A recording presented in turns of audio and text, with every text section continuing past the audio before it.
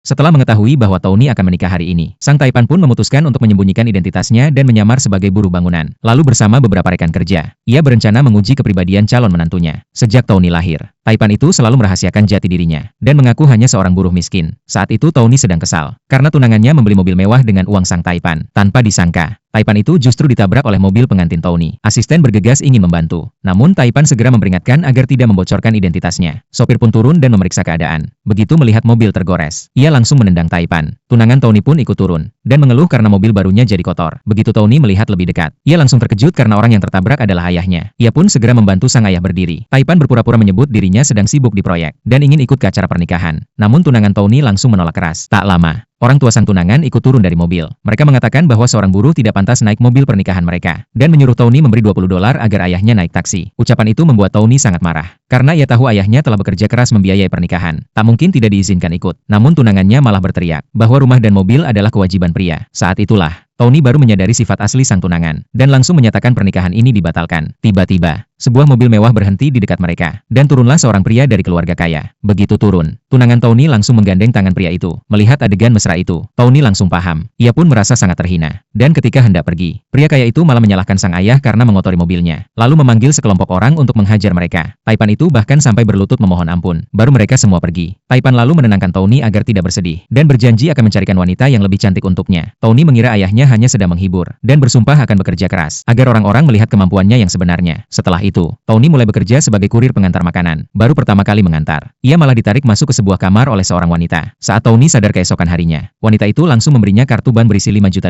Ternyata wanita itu adalah seorang putri konglomerat dan satu-satunya penerus keluarganya. Setelah sang kakek meninggal, keluarga mereka mulai merosot. Sang nenek ingin keluarga bangkit kembali dan memaksa wanita itu menikah dengan pewaris konglomerat besar, bahkan sampai memberinya obat. Namun wanita itu sama sekali tidak menyukai pria tersebut. Kebetulan bertemu Tony semalam, dia pun menarik Tony ke kamar untuk membantu menetralkan efek obat. Sekarang satu-satunya cara adalah meminta Tony berpura-pura menjadi pewaris kaya itu, agar sang nenek setuju mereka menikah. Namun wanita itu tidak tahu bahwa pria di depannya adalah pewaris konglomerat yang sesungguhnya.